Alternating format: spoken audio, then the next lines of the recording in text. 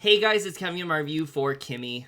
So what this film is essentially about is we center on this character of Angela Childs, and she works for this company, Amygdala. They have just announced the arrival of this new device, KIMI, which is essentially like a Siri or an Alexa or any sort of home device you have to talk to and, speak commands to and whatnot. And her job is basically to try to fine-tune this device, figure out any sort of issues that people are having with it and find a way to work around. And one day when she is trying to, go through people's histories and, going through all the different experiences people have had with this device, she stumbles across what she thinks is a very violent sexual assault that she immediately wants to try to do something about, but the dilemma is that she herself is an agoraphobic and really has to make the decision whether or not she is going to sit on this and just let the situation play out, or if she is going to take action and face her greatest challenge in leaving her house. So I'll be honest, February as a month, as you guys have seen, usually around this time, I'll have at least 1 to 2 reviews out of a movie that has come out that I've been really excited for. But I will say right now, February as a month was honestly pretty dry in terms of new releases. There wasn't a lot that I was all that excited for. There wasn't a lot that I wanted to dedicate a full review to.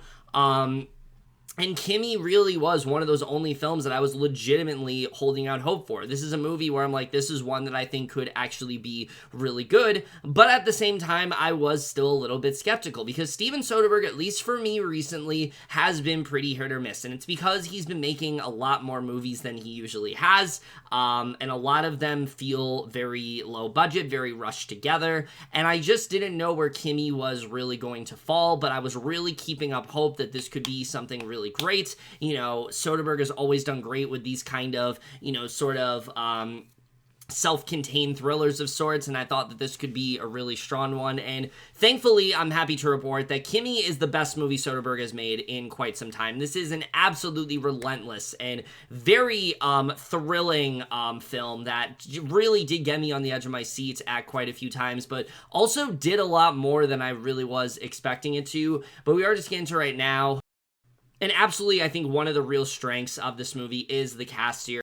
And everyone really does kill it in this film, but that being said, this movie would be absolutely nothing without the incredible performance from Zoe Kravitz here, who, this is one of those actresses where I feel like everything she's in, she's just getting better and better as she goes along. She's always a huge standout for me, and this is without a doubt one of her best performances yet, because Angela's a very hard character to really have to tap into. There's a lot that's required of Kravitz. There isn't a scene that goes by where she isn't on screen. We're kind of her, eyes and ears throughout the entire movie. We're kind of seeing things through her perspective, and Kravitz just does such a great job at making this character as compelling as she could really be. There's a bit of a haunted past that she has reasonings for why she is an agoraphobe, but you also see that she's someone that feels very lonely and kind of wants that communication, and the way that she, tries to obtain that, I think is really well done in this film. I think that Kravitz just did such an incredible job here, especially when we get further into the movie and Angela does eventually make the decision to go outside, which is not a spoiler. You've seen that in the trailer. I think most people know that happens in this movie. It's literally on the poster of this film. When she does eventually make that decision, Kravitz really does tap into that very well. You really do get to see just the fear and anxiety in her, and you feel every single second that she really is, and I think she just did such an incredible job in this film, and absolutely, I think, carried this entire movie. Kravitz is one of those actors, like I said, that I've been a big fan of for a while, but I'm really happy she has that starring vehicle to just really showcase her true talents and what she really is capable of in terms of acting-wise here. There's one scene with her especially where you can see how much she's struggling with this decision. There's something that she really wants to do, and you really want her to get it done, and you can see how this kind of affects her. She's kind of affected by the situation different than everyone else, and you understand why she is so affected by it because of the time that Kravitz puts into this role, because of what Kravitz was willing to do. I think that overall was just such an amazing moment for her in this film. Now, the rest of the actors don't have a ton to do in this movie, but there are some standouts that I do want to mention. Rita Wilson is not in this movie a lot, but for what she has, she makes a really good impression as Dr. Chowdhury, who is the doctor that Angela is assigned to kind of talk to, and she's very cold, she's very conniving, and she's someone that you immediately gravitate towards in this film. I really liked what she ended up doing here. Jaime Camiel plays a very different role than I've really ever seen him play before. But he was great. Like, I've always been a huge fan of him, but here, I've really never seen him tapped into what he does in this film, and I'm very happy that he did, because I think he showed a side of himself that we really haven't seen from him as an actor, and it just made me that much more impressed by him. I really liked what he had to do here. Devin Ratray was another really big standout for me, had a lot more to do than I was expecting, and I think really showcased, like, his talents as an actor. I was a really big fan of him in this movie. I really liked what he ended up doing. I know recently there's been a lot of things that have come out about him that are very icky and things like that, but it does not take away from his performance in this movie. I really liked what he ended up doing here. Byron Bowers is very good here. Really, the entire cast. I think everyone really does kill it in this film. I don't think there's a single actor in here that wasn't on their A game. Everyone really did pour a lot into this movie, and I was very impressed by the cast here. But of course, we have to talk about Steven Soderbergh's directing, who really, I think, just taps into the best sensibilities of him as a director. I think the best Steven Soderbergh movies are the ones where he really puts you in the heat of this situation, and he really does a great job with that here. The way he escalates tension, especially in this movie, is really well done. The movie's actually very slow-moving in that way. It's only about an hour and 20-something minutes, but he fills that time with lots of tension building, and I think he does a really good job with that in this movie. You are constantly riveted by what's going on because you don't really know what direction this story is really going to take. Even if you can look at this movie, you know, on a surface level and say, oh, this is basically just another Rear Window, it's clearly a lot deeper than that. And Soderbergh really does take the time to show why this matters, why this is going to stick out from his other films, and I think he did an absolutely incredible job with that here. I really liked what he ended up doing in terms of the directing in this movie. He also inserts a lot of, like, dark comedy and things like that, and that's something that I've always enjoyed about Soderbergh, is that he doesn't just go for one drama. He isn't trying to make a film that's just completely ultra dark. He does try to insert those moments of levity. He does try to insert those moments of, like, emotion and things like that, and it just makes the film that much better overall. You're just as invested in the characters as you are the situation itself, and a lot of that is due to Soderbergh's directing, and I think that he did a really good job directing this film. It really just felt like this is the kind of movie that Soderbergh needs to do more of, are the ones where he feels motivated. He has a real style to this movie. I really liked what he ended up doing here, and I think the choice to set this movie during the COVID pandemic, or more specifically the lockdown portion of the COVID pandemic, was actually a very wise one. I was very unsure how I was going to feel about that, because the majority of those films I've not been a fan of. It felt like they were trying to, like, capitalize off it.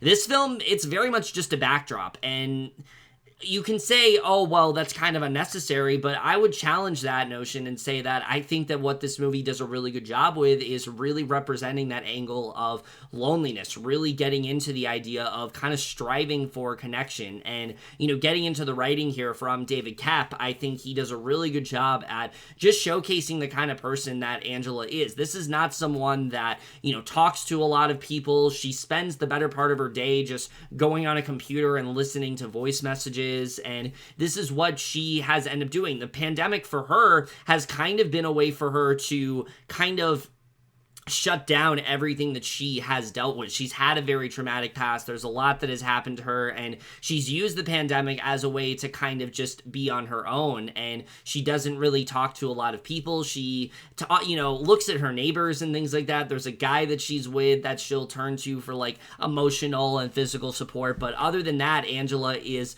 pretty much a loner in this movie, and you really do connect to her character pretty quickly, because you want to know more of what she's she's really gone through. And I think the movie does a really good job of diving deeper into that as the film goes on, and why Angela is so attached to this specific case, what really draws her to it. It's very interesting to see how all of that plays out and how she is kind of connected to what's going on. I thought the movie just did a really excellent job with that, and I found myself very drawn to Angela as a character. Just even scenes of her not even talking, wordless dialogue, wordless moments of her just surfing the internet or stumbling across like a picture of hers or listening to a voicemail.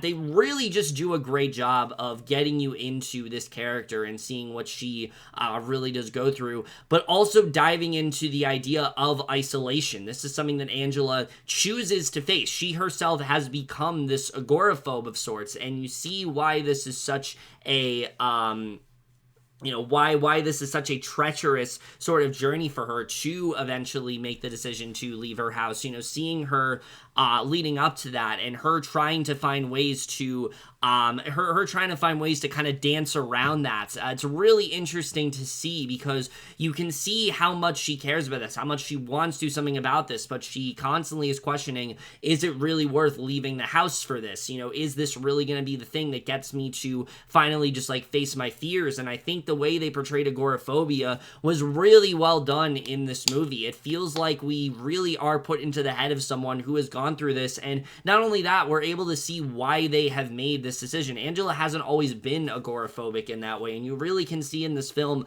why she has made those specific decisions, and I think that's something that they did a really good job with here. I've seen some people complain about like the first act of this movie, that it's too slow, there's not enough going on, but I actually found that to be the most riveting part of the movie, because it's really like this examination of Angela. We're watching her just look through her call log and things like that, but we're also seeing her, trying to reach out to her mother and sort of representing that relationship, this other guy that she's with, her reaching out to other friends of hers. All of that is really interesting to watch, and really does a great job of setting the stage, so when she eventually does make the decision to leave her house, we are that much more into what impact this may have on her, whether it's positive or negative. We're that much more attached to her at that point. So I think the fact that they spent so much time in showing Angela, locked inside a house and not really doing anything particularly interesting, it made those moments where she does decide to leave that much more rewarding. So I overall didn't really have a problem with that at all.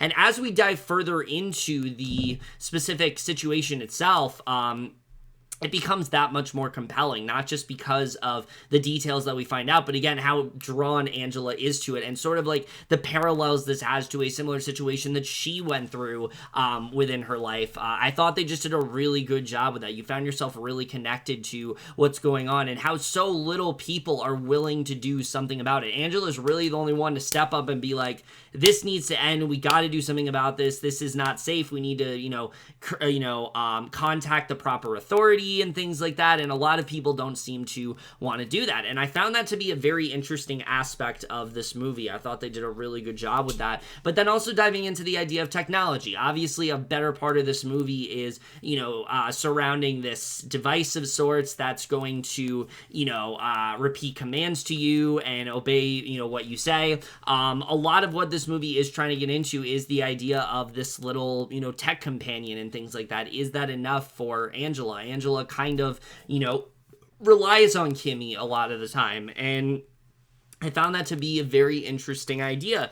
What really is like the motivation behind KIMI? We get into that very quickly, and I think all of that is just very well laid out in this film. And like I said, the other characters that we don't really get here, there's not really a ton with them. And that is the one thing that does bring this movie down for me, is that aside from Angela, we really don't know a lot about these other characters. I would say Rita Wilson is probably the only character we know at least a little bit more about. But the eventual villains of this movie and things like that, very one-dimensional, not really a lot to latch onto in terms of their characters. But I still felt like they found a way to make these characters memorable. Even the ones that I found kind of disposable still left somewhat of an impression on me, and I think that's overall impressive. I really like the way David Koepp wrote this film. I think that he really just did a great job of both unnerving you, but also sort of like, you know, compelling you to this story, drawing you to these characters. All of that is really well done in this film, and I really like the writing here. But the cinematography is another really big standout in this film, and that's something I think that we forget when it comes to Steven Soderbergh, is that he is absolutely a master of his craft when it comes to, you know, shots and things like that, because obviously, yeah, he is once again under a pseudonym. He does this a lot.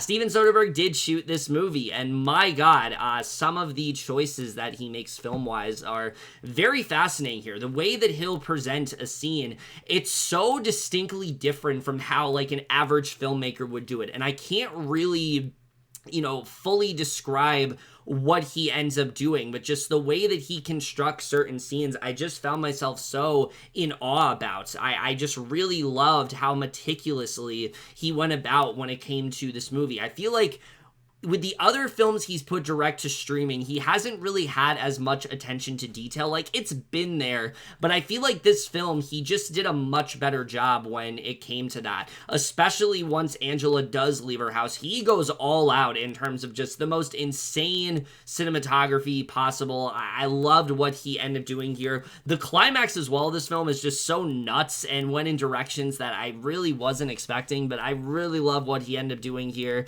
in terms of cinematography. I think that's one of the best parts of this film, and it's definitely a film that I think definitely could have gone to theaters, but I understand why it went to streaming just based on, you know, the premise and things like that. I get why he decided to do that, but I think in terms of the films that Soderbergh has been working on, this is easily the most well-shot film he has done for sure. I don't think there are a lot of shots in this movie that were wasted. I think overall he put a lot of effort into it, and it very much did deliver. The score I was also a really big fan of. It's very tension-filled, and Cliff Martinez just really knocked it out of the park in terms of the score for this movie. And the editing, this movie is only 89 minutes long, and I think at points there are some things that are a little bit shortchanged here and there. Like I said, some of the characters we just don't really feel all that attached to, and I also did feel like there were points of this movie where there were some elements that just felt not quite as well realized. Like, there's a whole protest going on in this film, and it really doesn't tie into anything. It felt like a thinly sketched idea that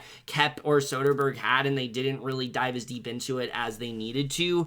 But I think with how great the characters are, how compelling the story is, and just how intense this entire film is, you know, there really is a lot to love when it comes to KIMI. It's a very well shot film. It uses the COVID-19 setting in a way that other films really haven't at all. The fact that there was any thought put into that, I think that alone makes this movie a win, because the other films, it feels like they were just trying to like exploit it and kind of like capitalize off it and things like that. This film is really not doing anything like that at all. It's got such a incredible performance from Zoe Kravitz, who really shows she is capable of leading a film, and I think once again just shows how great of an actress she really can be. Overall, I was just very impressed when it came to this film. It was intense when it needed to be, it was even funny at points when it needed to be, and it's easily Steven Soderbergh's best film in quite a bit, so I'm absolutely going to give KIMI overall a B+. HBO Max, I don't think, is that consistent when it comes to original films, but this is easily one of their best in a long time. This is definitely one that I would absolutely recommend watching if you haven't given it a chance. I think this is a film that kind of went under a lot of people's radar, but I really do hope more people do check it out, because I think it is something very special. But other than that, guys, in my review of KIMI, let me know what you guys saw this movie overall, if your thoughts, and we'll see you guys in my next video, and I will see you guys for that. Okay, bye.